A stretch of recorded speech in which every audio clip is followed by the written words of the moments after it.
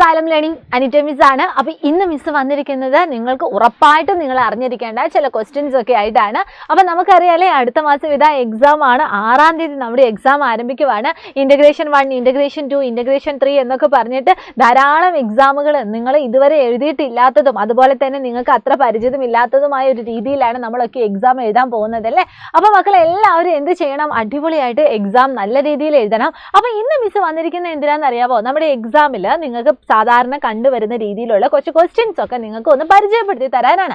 അപ്പോൾ നമുക്ക് എന്ത് ചെയ്യണം? എത്രയും പെട്ടെന്ന് തന്നെ ഒട്ടും സ്കിപ്പ് ചെയ്യാതെ തന്നെ നമുക്ക് നമ്മുടെ ആദ്യത്തെ ചോദ്യത്തിലേക്ക് നമുക്ക് കടക്കാം. ഫസ്റ്റ് ക്വസ്റ്റ്യൻ എന്താണ് മക്കളെ? ഫസ്റ്റ് ക്വസ്റ്റ്യൻ എല്ലാവരും മിസ്സിൻ്റെ കൂടെ വായിച്ചോ. ജീവികളും അവയുടെ കൂടുകളും വരച്ചു യോജിപ്പിക്കും. എന്താണ് ചോദ്യം? ജീവികളും അവയുടെ കൂടുകളും വരച്ചു യോജിപ്പിക്കും. അപ്പം നമ്മൾ ഒരു ചാപ്റ്ററിൽ നമ്മൾ എന്തായിരുന്നു നമ്മൾ പക്ഷികളെ പറ്റി അവയുടെ വിവിധ തരത്തിലുള്ള കൂടുകളെ പറ്റിയൊക്കെ നമ്മൾ പഠിച്ചിട്ടുണ്ട് അല്ലേ. അങ്ങനെയാണെങ്കിൽ പക്ഷികളുടെ മാത്രമല്ല ധാരാളം ജീവജാലങ്ങൾ നമുക്ക് ചുറ്റുമില്ലേ? അവരുടെ ഒക്കെ കൂടുകൾ എങ്ങനെയാണ് എന്ന് നമുക്കൊന്ന് അറിഞ്ഞിരിക്കേണ്ടേ? അപ്പം നമുക്ക് അറിയുന്ന ചില ജീവജാലങ്ങളും അവയുടെ കൂടുകളും ഒക്കെയാണ് ഇവിടെ മക്കൾ ചിത്രത്തിൽ കാണുന്നത്. അപ്പം നമ്മൾ എന്താ ചെയ്യാൻ പോകുന്നതെന്ന് വെച്ചാൽ ആ കൂടുകൾ ഏതൊക്കെ ആൾക്കാരുടെയാണ് എന്ന് നമ്മൾ തിരിച്ചറിഞ്ഞ് വരച്ച് യോജിപ്പിക്കാൻ വേണ്ടി നമ്മൾ പോവാണ്. അപ്പം നമുക്ക് എന്ത് ചെയ്യണം? വൺ ബൈ ആയിട്ട് ഓരോ കൂടുകൾ നമുക്കൊന്ന് പരിശോധിക്കാം. ഫസ്റ്റ് കൂട് എന്താണ് മക്കളെ? നിങ്ങൾ എല്ലാവരും നോക്കിക്കേ.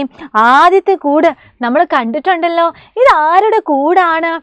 വല നെയ്യുന്ന പോലെ എന്താണ് ഒരു വല, ഒരു പശ പോലെയുള്ള ഒരു വലയാണ് നമുക്കിവിടെ കാണുന്നതല്ലേ. ഇതിനകത്ത് കൈ കുടുങ്ങിയാലോ അല്ലെങ്കിൽ നമ്മുടെ തലയെങ്ങാനും കുടുങ്ങിയാലോ ഒക്കെ എന്താണ് ഭയങ്കര അതിങ്ങനെ നമ്മുടെ ശരീരത്തിൽ നിന്ന് ഇങ്ങനെ പറിച്ചു മാറ്റാനൊക്കെ ഇച്ചിരി വിഷമമായിരിക്കും. അപ്പൊ ഇത് ഏത് ജീവി ഉണ്ടാക്കുന്ന കൂടാണ് എന്ന് മക്കൾക്ക് അറിയാവോ? ആരാണ്? യെസ്, ചിലന്തിയാണ്. ചിലന്തിന്റെ ചിത്രം ഇവിടെ നമുക്ക് കാണുന്നുണ്ട്. അപ്പൊ നമുക്ക് എന്ത് ചെയ്യണം? ഇങ്ങനെ ഒന്ന് വരച്ചു യോജിപ്പിച്ചാലോ? യെസ്. അപ്പൊ എല്ലാ മക്കളും ഇതാ ഇങ്ങനെ മിസ്സിന്റെ കൂടെ വരച്ചു യോജിപ്പിച്ചോളും. ഇനി അടുത്തത് ഏതാണ് മക്കളെ? ആണല്ലോ, എല്ലാവരും നോക്കിക്കേ. ഒരു മരപ്പൊത്താണല്ലേ ഇവിടെ കാണുന്നത്. ഒരു മരത്തിന്റെ ആ ഒരു തണ്ടിന്റെ ഉള്ളിൽ ഒരു ചെറിയൊരു കൂട്, ഒരു പൊത്ത് മക്കൾക്ക് ഇവിടെ കാണാൻ പറ്റുന്നുണ്ട്. ആരാണ് മക്കളെ ഇങ്ങനെ മരപ്പൊത്തിൽ കൂടുണ്ടാക്കുന്നത്? വേറെ ആരുമല്ല, ഇവിടെ നിങ്ങൾ കാണുന്ന നമ്മുടെ സ്വന്തം തത്തമ്മയാണ്. അപ്പൊ നമുക്ക് എന്ത് ചെയ്യണം? ആ ഒരു മരപ്പൊത്തിലെ ആ ഒരു കൂടും നമ്മുടെ തത്തയുമായിട്ട് നമുക്കൊന്ന് വരച്ച് യോജിപ്പിക്കാം. അപ്പൊ മിസ് ഇതാണ്ട് വരച്ച് യോജിപ്പിച്ചു. ഇനി ഒരു കൂടും കൂടി മക്കൾ ഇവിടെ കാണുന്നുണ്ടല്ലോ. ഇതെന്താണ്? ഇലകൾക്കിടയിൽ ഉണ്ടാക്കുന്ന ഒരു ചെറിയ കൂട്. ചിലപ്പോൾ മക്കൾ കണ്ടിട്ടുണ്ടാവില്ലേ, ഈ കൊക്കോ മരത്തിലും അതുപോലെ തന്നെ പ്ലാവിലും ഒക്കെ എന്താണ് ഇതുപോലെ നീറുകളുടെ, അതായത് ഉറുമ്പുകളുടെ കുറേ കൂട്ടം നിങ്ങൾ കണ്ടിട്ടുണ്ടാവും. അവ എങ്ങനെയാണ് കൂടുണ്ടാക്കുന്നത്? ഇതുപോലെ നിങ്ങൾ ഇവിടെ കാണുന്നത് പോലെ ഇലകൾ പരസ്പരം ഇങ്ങനെ ചേർത്ത് വെച്ചാണ് ഉണ്ടാവുന്നത്. അപ്പം നമുക്ക് മനസ്സിലായി ഈ ഇലകളിൽ ഉണ്ടാക്കിയ ഈ കൂടെന്ന് പറഞ്ഞാൽ ആരുടേതാണ്? ഉറുമ്പുകളുടേതാണ്. ഉറുമ്പിന്റെ ചിത്രവും മക്കൾക്ക് ഇവിടെ കാണുന്നുണ്ട്. അപ്പം നമുക്ക് എന്ത് ചെയ്യണം? നേരെ അവ തമ്മിൽ നമുക്കൊന്ന് കൂട്ടി യോജിപ്പിക്കാം. അപ്പം മിസ് ഇതാണ്ട് അവയും തമ്മിൽ എന്ത് ചെയ്യണം? കൂട്ടി യോജിപ്പിക്കുകയാണ്. അപ്പം നമ്മൾ ഈ ഒരു പ്രവർത്തനം ചെയ്തപ്പോഴേക്കും കുറേ ആൾക്കാരെയും അവർ ഉണ്ടാക്കുന്ന കൂടുകൾ എങ്ങനെയാണെന്നും നമ്മൾ പഠിച്ചില്ലേ? എല്ലാവരും പഠിച്ചില്ലേ? ഇനി നമുക്ക് എന്ത് ചെയ്യാം? അടുത്ത ഒരു പ്രവർത്തനത്തിലേക്ക് പോവാം അല്ലേ. നെക്സ്റ്റ് പ്രവർത്തനം എന്താന്ന് നോക്കിക്കേ. കുത്തുകൾ യോജിപ്പിച്ച് ചിത്രം പൂർത്തിയാക്കൂ, നിറം നൽകും. ഇവിടെ മക്കൾ ഇതാ ഒരു ചിത്രം കാണുന്നുണ്ട് അല്ലേ. പക്ഷെ ആ ചിത്രം കംപ്ലീറ്റ് ആണോ? അല്ല. ഈ ചിത്രം നോക്കിക്കേ. ഈ ചിത്രം കംപ്ലീറ്റ് അല്ല. ഇതിൽ കുറെ കുത്തു ആണ് മക്കൾക്ക് കാണുന്നത്. അപ്പൊ നമ്മളുടെ ചോദ്യം എന്താണ്? കുത്തുകൾ യോജിപ്പിച്ച് ആദ്യം ചിത്രം പൂർത്തിയാക്കണം, എന്നിട്ട് അവയ്ക്ക് നിറം നൽകണം. പിന്നെയും കുറച്ച് ചോദ്യങ്ങളുണ്ട്. ഇല എത്ര എണ്ണമാണ്? പൂവ് എത്ര എണ്ണമാണ്? ഏതാണ് കൂടുതൽ? അങ്ങനെയുള്ള ചോദ്യങ്ങൾക്ക് നമുക്ക് ഉത്തരം എഴുതണം. അപ്പം ഏറ്റവും ആദ്യം നമുക്ക് എന്ത് ചെയ്യണം? ആ കുത്തുകളൊന്ന് യോജിപ്പിക്കുക അല്ലേ. അപ്പം മിസ് ഇതാണ്ട് കുത്തുകൾ ഇങ്ങനെ വൺ ബൈ ആയിട്ട് ഇങ്ങനെ യോജിപ്പിക്കുകയാണ്.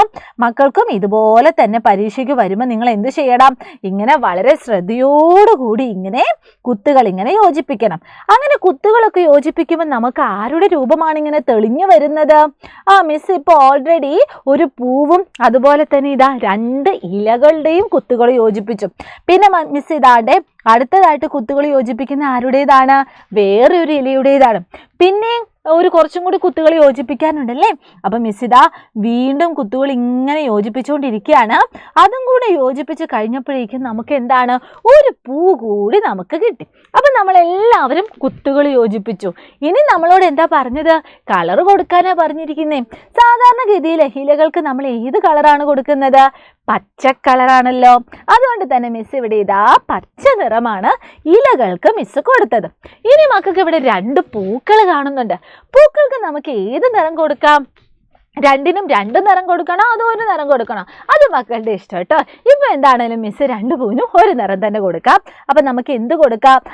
അവയുടെ ഇതള് ഇതുപോലെ തന്നെ ഒരു റോസ് നിറം കൊടുക്കാം. നോക്കുന്നുണ്ടോ എല്ലാവരും? അപ്പൊ മക്കൾക്ക് ഇഷ്ടമുള്ള നിറം ഏതാണോ അത് നിങ്ങൾക്ക് ഇവിടെ ചൂസ് ചെയ്യാം കേട്ടോ.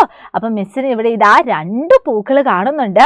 അതുകൊണ്ട് തന്നെ ഈ 2 പൂക്കൾക്ക് മിസ് ഇതാ റോസ് ഇതളുകളാണ് കൊടുത്തത്. ഇനി അതിന്റെ സെന്ററിൽ മിസ് ഇതുപോലെ തന്നെ ഒരു മഞ്ഞ കളറും കൊടുത്തു. അപ്പൊ എല്ലാവർക്കും മിസ് വരച്ച അല്ലെങ്കിൽ മിസ് സെറ്റാക്കിയ ഈ ചെടി ഇഷ്ടമായില്ലേ? ഇനി നമുക്ക് അതിൻ്റെ ഉള്ളിൽ നിന്ന് കുറച്ച് ക്വസ്റ്റ്യൻസിന്റെ ആൻസറും കൂടി ചെയ്യണം അല്ലേ? ഇല എത്ര എണ്ണം ഉണ്ട് മക്കളെ? വേഗം പറഞ്ഞോളൂ. എത്ര ഇലയുണ്ട്? ഒന്ന് എണ്ണിക്ക്. നമ്മളെല്ലാവരും കൂടി ഒരുമിച്ച് എണ്ണുവാണേ. 1 ഇല, 2 ഇല, 3 ഇല. അപ്പൊ എത്ര ഉണ്ട്? 3 ഇലയുണ്ട്. ഇനി അടുത്തത് എന്താണ്? പൂവ് എത്ര എണ്ണം? എത്ര പൂവുണ്ട്? അപ്പൊ നമ്മൾ എണ്ണുവാണേ. 1 പൂവ്, 2 പൂവ്. എത്ര പൂവുണ്ടടാ? 2 പൂവുണ്ട്. ഇനി നമ്മുടെ അടുത്ത ചോദ്യം എന്താണ്? ഏതാണ് കൂടുതൽ? ഏതാണ് കൂടുതൽ? പൂക്കളുടെ എണ്ണമാണോ കൂടുതൽ? ഇലകളാണോ കൂടുതൽ? ഒന്ന് നോക്കിക്കേ. ഇല എന്ന് പറഞ്ഞാൽ 3 എണ്ണമാണ് ഉള്ളത്. പൂവ് എന്ന് പറഞ്ഞാൽ 2 എണ്ണമേ ഉള്ളൂ. അപ്പൊ ആരാണ് കൂടുതൽ? യെസ്, ഇലയാണ് കൂടുതൽ. അപ്പൊ ഇങ്ങനെയും എന്താണ് നമുക്ക് ചോദ്യങ്ങൾ വരും. അപ്പൊ മക്കൾ ഇതും എന്ത് ചെയ്യണം? സെറ്റാക്കി വെക്കണം. അപ്പൊ ഇന്നത്തെ ആക്ടിവിറ്റീസ് ഒക്കെ മക്കൾക്ക് ഇഷ്ടമായില്ലേ? അപ്പൊ ഇതുപോലെ കുറെ കുട്ടി കുട്ടി ആക്ടിവിറ്റീസ് ഒക്കെ ആയിട്ട് നമുക്കിനി അടുത്ത ദിവസം കാണാം കേട്ടോ. അപ്പോഴേക്കും മക്കളെ ഇന്നത്തെ ഈ ഒരു പ്രവർത്തനമൊക്കെ ഒന്നും കൂടി ഒന്ന് കണ്ടോ, ഒന്നും കൂടി ഒന്ന് ചെയ്തു നോക്കുക. ഇതുമായിട്ട് റിലേറ്റ് ചെയ്ത കുറേ പ്രവർത്തനങ്ങൾ നമുക്ക് പരീക്ഷയ്ക്ക് ചോദിക്കാവുന്നതാണ്. അപ്പൊ എല്ലാ മക്കളും ഇത് ഇഷ്ടമായാൽ എന്ത് ചെയ്യുക? നിങ്ങൾ നിങ്ങളുടെ കൂട്ടുകാർക്ക് അയച്ചു കൊടുക്കുക. അതുപോലെ തന്നെ ലൈക്ക് ചെയ്യാനും മറക്കരുത് കേട്ടോ. അപ്പൊ എല്ലാ മക്കൾക്കും all the very best and thank you so much. Bye bye.